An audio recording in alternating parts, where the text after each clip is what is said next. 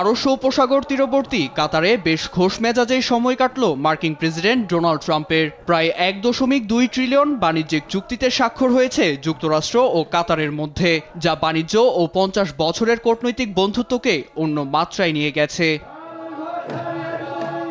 বৃহস্পতিবার কাতারের আমির Sheikh Tamim bin Hamad Al Thani ও শীর্ষ ব্যবসায়ীদের সঙ্গে প্রাতরাশেও বেশ হাস্যোজ্জ্বল দেখা গেছে মার্কিন প্রেসিডেন্টকে। এর মধ্যে গালফ কর্পোরেশন কাউন্সিল জিসিসির নেতাদের সঙ্গে আলোচনাও সেরেছেন ট্রাম্প, যেখানে ইরানের পক্ষে লড়াই করা থানির ভূয়সীর প্রশংসা করেন তিনি। এ সময় গাজাকে মার্কিন সহায়তায় স্বাধীন ভূখণ্ডে পরিণত করার আলোচনাও করেন তিনি। কথা বলেন বৈশ্বিক গোলযোগ নিরসনে মার্কিন ভূমিকা নিয়েও।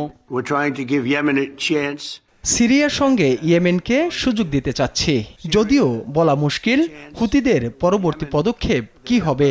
ইরানের সঙ্গেও শিগগিরই একটি চুক্তি হবে বলে আশা করছি। আমি চাই তারা একটি মহান রাষ্ট্রে পরিণত হোক। ভারতের সঙ্গে শুল্ক নিয়েও একটি বোঝাপড়া প্রয়োজন।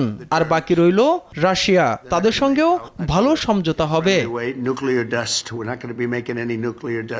এরপরেই 31 কিলোমিটার দূরে অবস্থিত মধ্যপ্রাচ্যের সবচেয়ে বড় মার্কিন বিমান ঘাঁটি আল উদেইদায় আসেন ট্রাম্প, যা আধুনিকায়নের জন্য 10 বছরে 32 বিলিয়ন মার্কিন ডলার বিনিয়োগে সম্মত হয়েছে ওয়াশিংটন ও দোহা।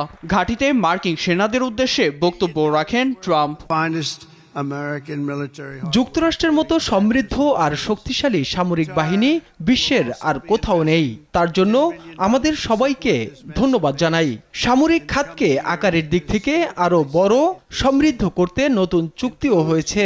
এছাড়া সবার জন্য ন্যায্য ভাতাও নিশ্চিত করা হবে। এছাড়া সর্বশেষ সংযুক্ত আরব আমিরাত সফরে 10 বছরের জন্য 1.4 ট্রিলিয়ন ডলারের বাণিজ্যিক চুক্তি হতে পারে। নীরব দাস, নিউজ ডেস্ক, দেশ টিভি।